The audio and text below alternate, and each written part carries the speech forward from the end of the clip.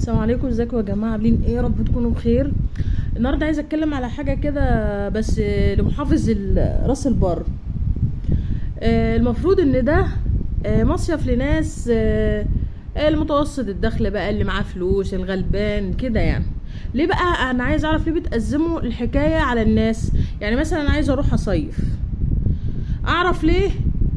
ولا ايه اللي بيحصل هناك؟ ان لما اخد عربيه مخصوص الاقيهم بينزلوني على البوابه ومعايا ناس كبيره ومعايا حاجات شنط وحاجات اللي احنا بنستخدمها هناك. طب ازاي؟ عشان اخش مواصله تانية خالص من عند بوابه راس البر، اخد مواصله تانية، يعني اتعذب في نزول الحاجه انا والجماعه اللي معايا ومعايا ناس كبيره واطفال والكلام ده. اخدهم ازاي واروح اعذبهم في حته زي كده؟ يعني واستنى بقى اللي مش عارفه بيقولي ده تمنيه، تاخدي تمنيه، ده مش عارفه ايه، هتتعذبوا ومش هتتعذبوا. بتقلقونا ليه لان احنا نروح؟ يعني بتخوفونا ليه ان احنا نروح نصيف ولا نروح نتفسح يومين ثلاثه؟ يعني المفروض ان دول شهرين اللي في السنه كلهم، ليه بتعقدوها علينا؟ انا عايز اعرف ليه بتعقدوها. اتمنى المحافظ الجديد يلغي القرار ده والعربيات تخش تاني راس البر، وان احنا بنأجر عربيه يا جماعه بمبلغ برضو مش ببلاش، توصل المفروض من بيتنا، من مكاني لحد مكان اللي انا هروح اقعد فيه اليومين 3 ولا الاسبوع اللي هقعدهم. طب ليه بقى؟ طيب ليه بتأزموا علينا الحكايه؟ مواصلات جوه مفيش؟ اتفاجئ ان في اللي بتسموه طفطف ده، قلت مفيش مشكله، طفطف ده احنا هنركبه واحنا ماشيين عادي، وما بقاش متواجد على طول، يعني حتى بيبقى قليل لما بيعدي.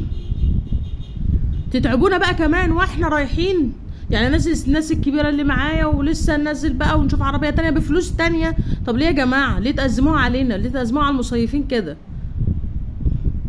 ده غير طبعا يعني معلش، دلوقتي راس البر بقت تعتبر اساسا للاغنياء فقط، يعني معرفش ليه كل حاجه بايظه هناك، يعني كل حاجه بايظه هناك. اسعار نار، الشقق نار، ايجاراتها نار، الاسعار هناك نار. ولما تيجي تسالهم يقول لك ده هم شهرين في السنه، يعني شهرين في السنه بتنصبوا علينا، عايزين تنهبوا فينا. جرى يا جماعه؟ جرى ايه؟ هو عشان كان فنان راح مثل هناك هتغلقوا علينا؟ خلاص خلي الفنانين تروح تصيف عندكم. يا ريت برضو المحافظ الجديد يشوف الحكايه بتاعت الاسعار هناك دي.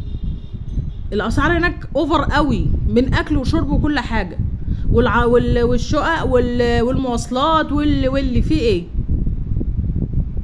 يا نعمل بقى مقاطعه عليها وما نروحش راس البر خالص، واصحاب الشقق يشربوا الشقه بتاعتهم. ما هو ده كده يعني تتعبونا واحنا رايحين داخلين بفلوسنا، وكمان نتعب كمان في الشقق وفلوسها والغلو اللي هناك. طب ليه ايه بقى؟ ايه اللي انتوا بتعملوه ده يا جماعه؟ في ايه؟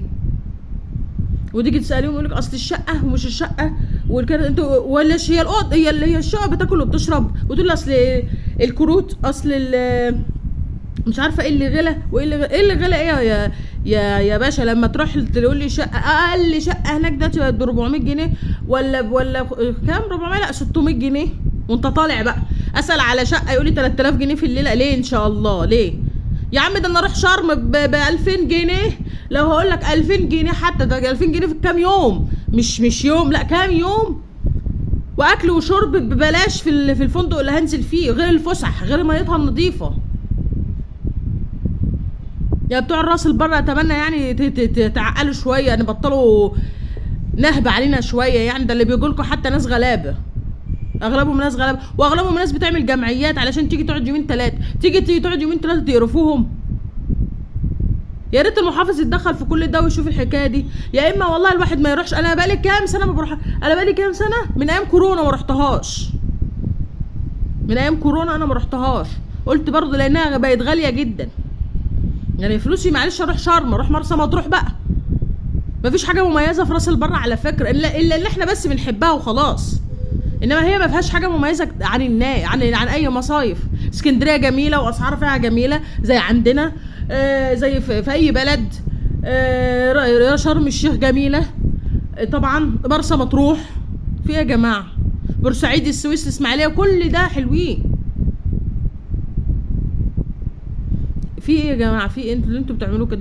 دمياط الجديده حلوه واسعارها جميله، انا ممكن انزل فيها برضه، بحرها جميل. انما عشان احنا بنحب راس البر فانتوا انتوا كلكم بتيجوا على الناس بقى، انتوا بتيجوا على الناس اللي هي بتاع الغلابه اللي بيجوا يخشوا راس البر. في ايه؟ محدش يقول لي ده انتوا مركبين كل الشقق عندكم لمض موفره، يعني محدش اصلا بيقعد في الشقق اصلا، يعني محدش بيقعد في الشقق. انتوا بتروحوا محدش بيقعد في الشقق يا جماعه. احنا بنروح لو نزلنا البحر نرجع ناكل ننزل نتمشى شويه نقعد على البلاج شويه ونرجع، ما بنقعدش، ما بنلحقش نقعد في البيوت اصلا. يبقى لمض ايه وكهرباء اللي بتتسحب عندكم؟ في يا جماعه. الانابيب عندكم بتكلمنا على الانبوبه عندكم اغلب الناس ما بتجيب اكل من بره. تعمل ايه في ايه بقى؟ ايه اللي عندكم زياده عن الناس عن بقيه المصايف؟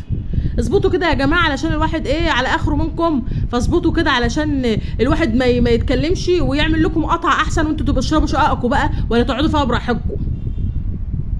اصل انتوا بتعملوه ده، حتى اغلبكم دلوقتي الموسم عندكم مضروب بقاله كام سنه، بقاله مضروب ومحدش يقول غير كده. انتوا عارفين ان الموسم عندكم مضروب، فيعني عقلوا كده، يعني ده ما يا بخت يعني من قدر الناس. السلام عليكم. يا ريت المحافظ يشوف حكايه العربيات دي.